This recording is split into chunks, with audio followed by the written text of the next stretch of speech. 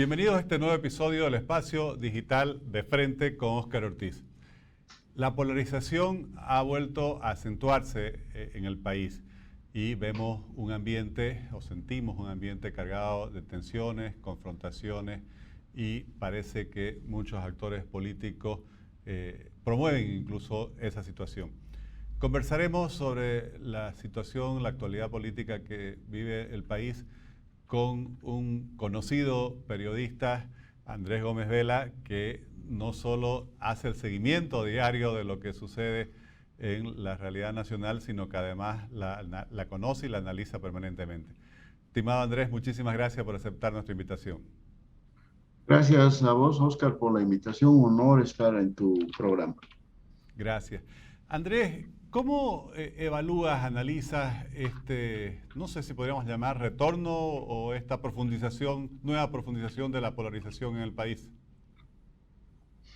Mira, yo creo que esta vez la polarización en un primer momento, si volvemos al 2006, 2007, 2008, era, digamos, producto de la efervescencia del momento, Óscar.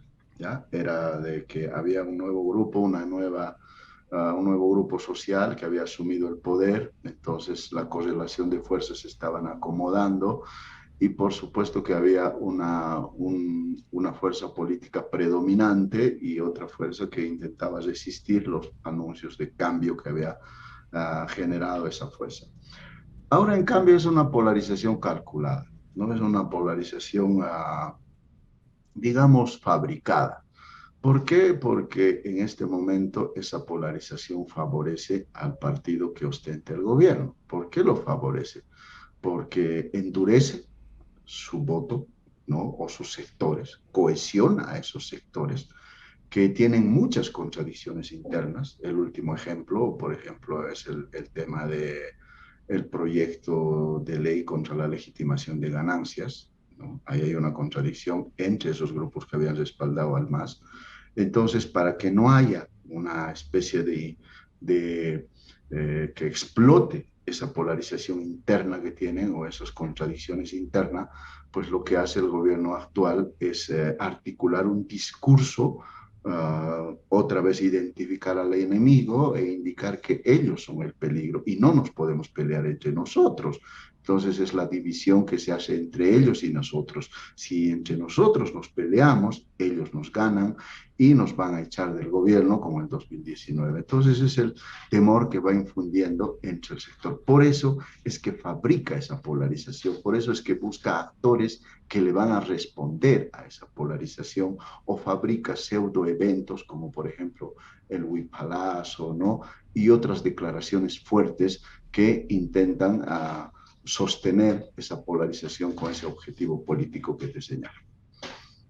Andrés, ¿se podría decir entonces que para el MAS la promoción de la polarización casi es un método de gobernar?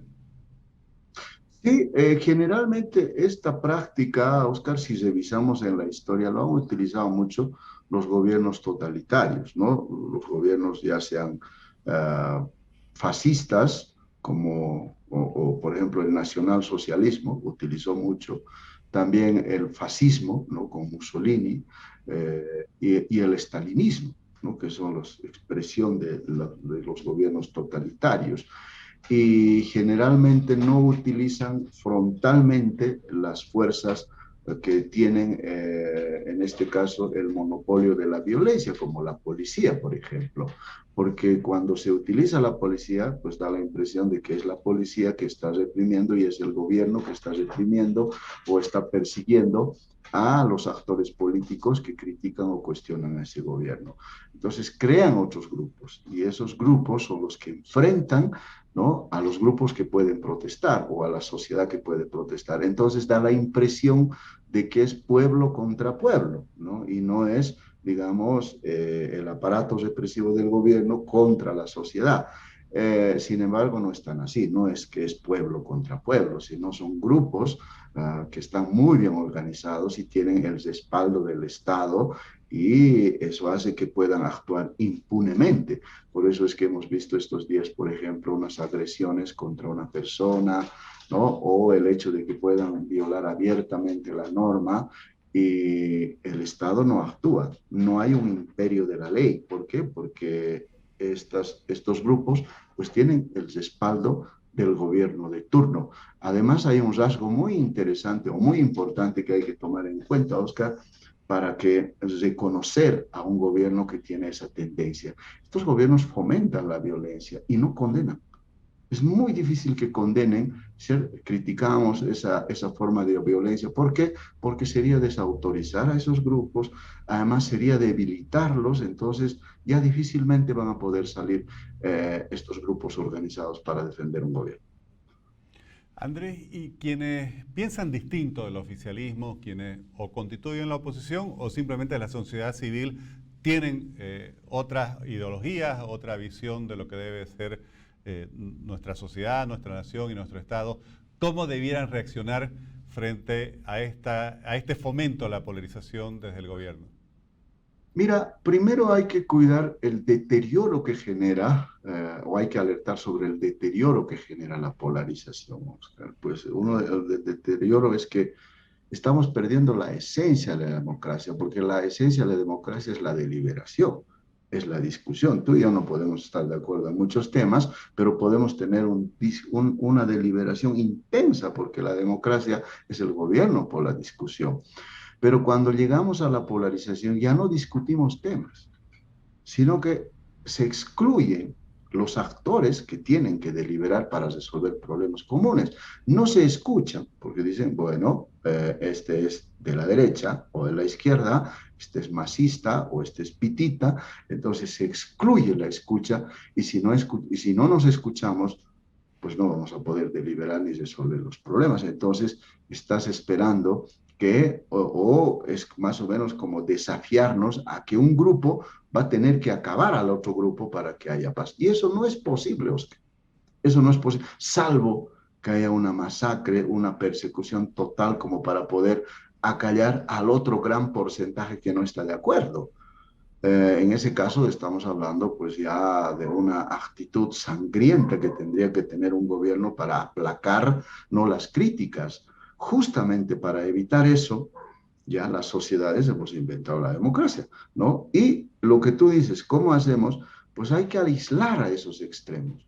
Esos extremos tienen que aislarse y el gran centro que existe, que crea la democracia, pues tendremos que recuperar esa esencia de la democracia, la deliberación, tendremos que escucharnos, Oscar, y además tendremos que crear institucionalidad. Sí, es muy complejo. ¿Por qué? Porque uno dice, bueno, pero hay un gran porcentaje que apoya a ese gobierno.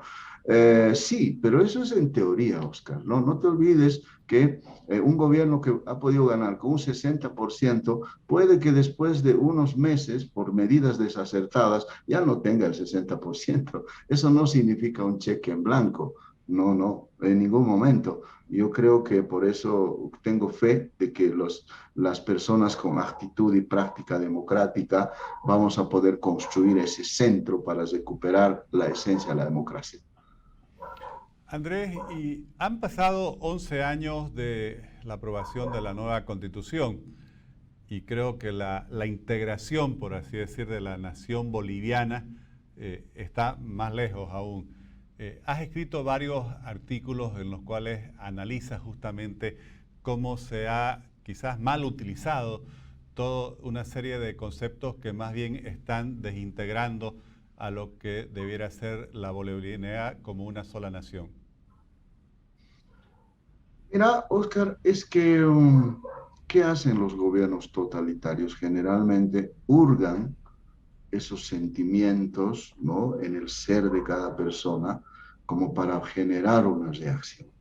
No tienen el propósito de construir una unidad o tienen el propósito de construir orientaciones comunes para dirigir la sociedad en ese sentido, ¿no? Lo que les fortalece a estos gobiernos es justamente la constante movilización. Entonces, cuando hurgan esos sentimientos, ¿no?, hacen que la gente no actúe con más inteligencia, sino con más emoción, lo que genera otra vez, vamos otra vez en el camino de la polarización. Y en ese sentido se ha estado utilizando, por ejemplo, un símbolo como la huipala o el tema de la cultura, ¿no? El hecho de decir, bueno, yo soy una determinada cultura y los otros que no me pertenecen o no son de esa cultura o son extranjeros o, o son antipatrias, ¿no? Son construcciones, son estereotipos justamente para fabricar a ese enemigo. Esos términos que se utilizan, esa artillería verbal, es bastante peligrosa porque podemos desembocar, como hace rato te decía, en un gran conflicto que, bueno, si hay la mitad del país que no está de acuerdo con la otra mitad, pues tenemos dos salidas. O la otra mitad aplasta a la otra mitad, ¿no? O es que nos entendemos discutiendo. Yo soy muy partidario del segundo, hay que entender discutiendo. Claro, porque mencionabas las prácticas de estos gobiernos con tendencias totalitarias y justamente cuando vemos, por ejemplo, regímenes como los fascismos, se apegan mucho al conflicto y a la identificación alrededor de los símbolos, de la raza, de ciertas superioridades culturales, de la imposición de una cultura sobre la otra. Y creo que eso es lo más alejado, obviamente, de lo que necesitamos en una nación que es plural, que es diversa, para poder Claro. realmente integrarnos respetando toda esa diferencia y más bien llevándolas hacia la complementariedad. Por supuesto, es que, Oscar, para ese propósito se pretende cambiar el pasado para controlar el futuro, ¿no? Recientemente escuché una cosa muy, muy buena de Pablo Michel, un historiador, que recordaba las palabras de Cajías, ¿no? Que es otro historiador, y decía, pues es innegable nuestra mezcla, ¿no? Cultural y todo eso es innegable. ¿Por qué? Porque los españoles trajeron el chancho y los que vivían en esta parte del mundo, los quechuas, los pusieron el maíz y nació el chicharrón, ¿no? Entonces, somos una mezcla permanente, la identidad no se mantiene. No se mantiene, Oscar. Es muy difícil que se mantenga. Mira algunas cosas reales que yo he estado viendo en este último tiempo. Por ejemplo, yo tengo parientes que viven en Santa Cruz, pero viven hace como unos 30 años. Y cuando vuelven al pueblo, pues sus hijos son cambas, son cruceños y con todo el derecho, ¿no? Claro, tienen algo de la cultura de papá, de mamá, pero pues han asumido, ¿no? Por las circunstancias, la vida, por el contexto cultural, y son cruceños y por supuesto que tienen esa cultura. Otro caso, yo tengo dos sobrinos que viven en España. Ya sus hijos nacieron en España. Y esos hijos que tienen sangre quechua, ¿no?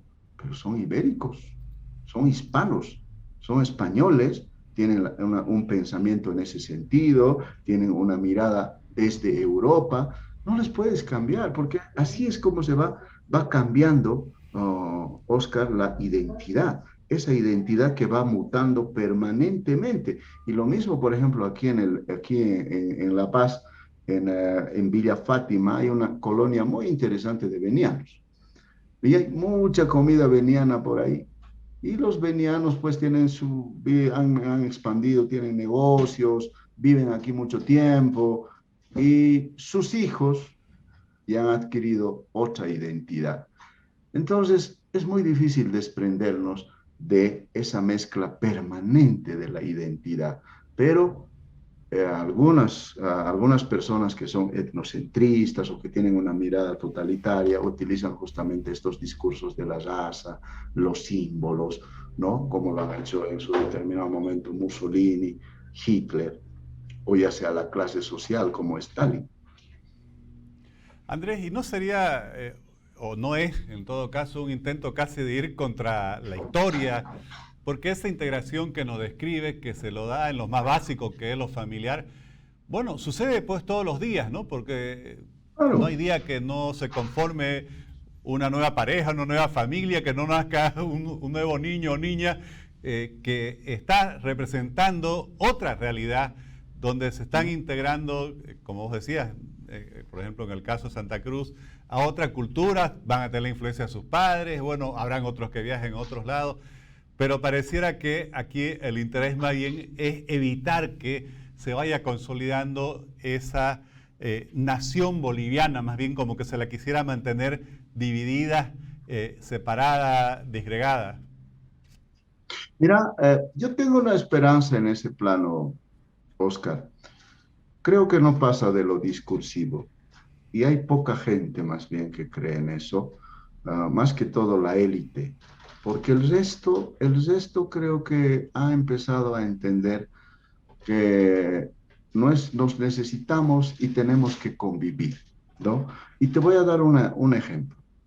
El 2019, cuando hubo la crisis de octubre, Oscar, había una buena parte de los ciudadanos que estaban en las calles, ¿no? Gritando que se vaya el gobernante de entonces.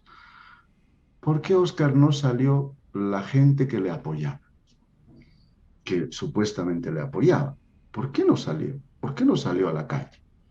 Porque fue un silencio de respaldo al otro grupo, como diciendo, se lo merece. Se lo merece porque nos respetó el referéndum, nos respetó la Constitución, nos respetó su palabra, y yo no voy a ir al conflicto, ¿no? Para defender a alguien que quiere disgregar el país. Entonces, ante ese silencio que admitía, ¿no?, su desacuerdo con ese gobierno, han tenido que fabricar, ¿no?, han tenido que articular otros movimientos para generar una reacción en la sociedad. Mira el Alto, el 2003, el Alto, en octubre de 2003, justo como por estos días, Oscar, estaba totalmente paralizada esa ciudad. No había un barrio donde no había un bloqueo. Te estoy hablando de la masacre de 2003, durante el gobierno de Sánchez de Lozano. El 2019 no sucedió eso. Querían que haya esa reacción del Alto, querían que haya esa reacción, ¿no?, de sentimiento, de decir que, bueno, están atentando contra nuestra raza, nuestro símbolo. No hubo eso. Yo estuve aquí y en el Alto había marchas en Ciudad Satélite, en Villadela, en Río Seco, en otros lugares pidiendo paz. Salieron con sus banderas. Y después que pasó el hecho lamentable, la masacre lamentable de Sencata, tampoco, tampoco hubo una reacción como estaban esperando. ¿Por qué no hubo esa reacción? ¿Por qué más bien pidieron paz, integración y que resolvamos las cosas de buena manera en términos democráticos? Justamente porque este pensamiento que ahora estamos hablando ya está en mucha gente, entre los bolivianos, porque hay miles de personas que nos hemos movido en los últimos años, Oscar. El hecho de que nos hemos movido de un lugar a otro y nos hemos asentado en otro lugar ha cambiado nuestra identidad y ha cambiado nuestro perfil. Y más bien pienso que estamos avanzando de manera muy interesante a construir esa ciudadanía. Sin embargo, a esa élite no le conviene, por razones de conservar o de reproducirse en el poder, más que ver de aquí a unos 20 años el país. Andrés, y en el marco de esta situación, pareciera que la polarización ha desplazado en cierto sentido de la agenda pública, por lo menos la mediática, las reivindicaciones de esta nueva marcha de los pueblos indígenas del Oriente. En el discurso oficialista se habla mucho de plurinacionalidad, mucho de las 36 naciones, se habla en nombre de las 36 naciones, pero casi nunca se toma en cuenta que de esas 36, 34, aunque representan una población menor, viven pues en los llanos, en el Chaco, básicamente en todo lo que constituyen Pando, Beni, Santa Cruz, el Chaco chuquisaqueño y Tarija. Sí. ¿Cómo resolver esta cuestión que la Constitución parece no solo no haber resuelto, sino más bien ha creado unas expectativas que han generado mayor frustración entre los pueblos indígenas porque se los utilizó políticamente, pero no se les ha dado mayores niveles de prosperidad, de desarrollo, de calidad de vida? Oscar, ayer leí o releí después de un tiempo un reportaje de Nancy Bacaflor de la agencia de noticias Fides. Y en el reportaje cuenta que ella viajó, por ejemplo, al territorio beniano y vio cómo el pueblo chimán es prácticamente arrinconado, ¿no? Por los colonos que van tomando sus tierras y explotando la madera. Ahí hay una contradicción y es un cuestionamiento durísimo al Estado plurinacional, porque se supone que un Estado plurinacional, ¿no? Los pueblos indígenas, además de tener poder, de tener autonomía en su territorio, deben tener un Estado que los proteja, ¿no? Pero por el contrario, más bien hay un gobierno que promueve esto en contra de los pueblos más débiles, más pequeños. ¿Qué hacemos para enfrentar? Por ejemplo, la marcha que llegó de Trinidad, que marchó de Trinidad, creo que 37 días a Santa Cruz, no justamente pidiendo evitar estos avasallamientos, prácticamente pasó ante la indiferencia del gobierno central. Porque está pensando en términos políticos, está pensando en términos que los que tienen mayor capacidad de movilización y de fuerza son justamente estas personas que van, ¿no? Tomando tierras de otros pueblos, como en este caso del pueblo chimán, que te lo comento y que lo leí en un reportaje. Eh, ¿Qué haces frente a eso? Pues uno diría pues, que se cumpla la Constitución, pero ahí está la desventaja de un gobierno totalitario porque controla el poder judicial y si estos pueblos, por ejemplo, van a recurrir a una acción, ya sea de amparo, a una acción de cumplimiento, ¿no? No les van a amparar. ¿Por qué? Porque lamentablemente hay un control absoluto de otro poder del Estado. Entonces, ¿qué les queda? Marchar, protestar, manifestarse, aliarse con otras fuerzas o resignarse. Pero yo creo que no podemos resignarnos si creemos que un Estado plurinacional tendría que fomentar la convivencia, no solo la coexistencia. Pienso que también las personas que no pertenecemos a esos pueblos tendremos que manifestarlos permanentemente para que se respeten los derechos de esos pueblos, más que todo, Oscar, porque son pueblos, digamos, minorías o que están en desventaja, sino por la condición esencial de que son seres humanos y los seres humanos necesitan un espacio, necesitan en los términos que se ha aprobado en la Constitución un territorio para que puedan subsistir y no extinguirse, porque de otro modo probablemente va a ser una deuda tremenda, ¿no? Que vamos a sufrir los bolivianos de aquí a un tiempo, porque mira, justo por estos días se recuerdan 529 años en que han llegado los españoles, según como nos han contado la historia, a arrasar con unos pueblos, a aniquilarlos, y después de 529 años parece que se repite la historia, pero de otros pueblos contra otros pueblos. Y es un deber, es un imperativo ético que tenemos de manifestarnos en defensa de justamente de estas personas que están en desventaja. Andrés, te agradezco muchísimo, siempre tus reflexiones muy profundas y reflejan un gran conocimiento de la realidad nacional. Muchas gracias nuevamente por participar en nuestro espacio digital. Bueno, muchas gracias a vos, Oscar. Te mando un abrazo a toda la audiencia. Gracias, gracias.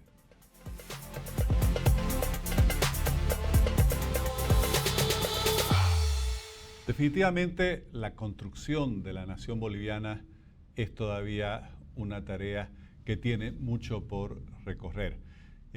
No solo ello, sino que hay cálculos políticos que buscan a mantenernos a los bolivianos confrontados, divididos, polarizados, como se dice hoy, porque en la división es donde encuentran la forma de gobernar. Sin embargo, me gustó mucho lo que decía Andrés Gómez Vela en esta conversación.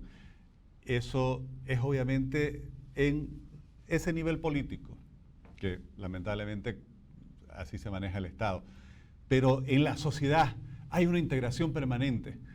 Todos los días alguien se traslada a otro departamento, a otro municipio, a iniciar una nueva vida. Todos los días nace una nueva familia o nace ese niño o esa niña que quizás con raíces en otro lugar se va a desarrollar en este nuevo espacio. Y eso respetando las culturas, las diferencias que nos caracterizan a una población tan diversa de muchos aspectos como la boliviana, creo que es el verdadero camino al futuro. Somos diversos, debe respetarse la pluralidad, pero todos miembros de una misma nación boliviana. Les agradezco por habernos acompañado mediante sus redes sociales en este nuevo episodio del Espacio Digital de Frente con Óscar Ortiz.